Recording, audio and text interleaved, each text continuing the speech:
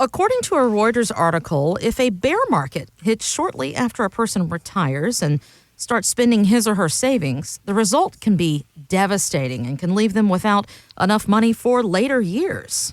Well, I could have told you that, but they're right. Having that in black and white sometimes is helpful. How do we protect ourselves from that scenario, though, Dolph?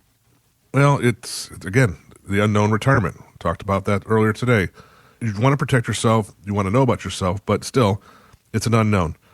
We have software that we run when we're meeting with clients. It's called the sequence of returns software, pending on when they retire and how their portfolio is set up. Okay. I mean, they say bear markets occur on the average about every 5 years or so. I mean, we are in obviously a different situation. I mean, obviously 2018 was not a bull market. It was down a couple percent for the whole year, but still was a really good year. But if it happens early in retirement, like I said, the damage can leave retirees without money. It's knowing versus guessing. It's about protection of what you have. Now, I'm going to give you an example. An individual came to me the other day, and they had $467,000. Now, let's just say they retired in the year 2000. Okay. And they were going to take out 5% for life, or as long as it would last for, in two different scenarios. So they're going to take out roughly $23,350. In 2000, if they did this, and they were 60 years old, 18 years later in 2018, they would have $18,250 left in the market. They were playing strictly the S&P. This is all based on S&P. Now, if they would have started retiring in 2010 instead of 2000, once again, the sequence of returns changed, they have over $500,000 left in their portfolio. Wow. Big difference between starting on a bull and a bear market area. That's a lot of money.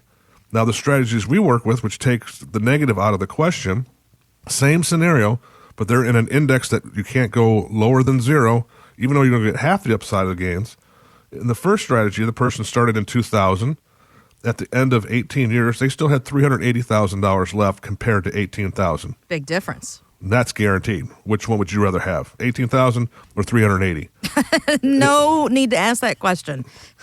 Exactly. And then in the second scenario where you started in 2010, yes, the person in the S&P has $510,000, but the person in our strategy, guess what? They still have $468,000. So they're only a little small away, but it's still the scenario of you don't know when that bear market's going to attack.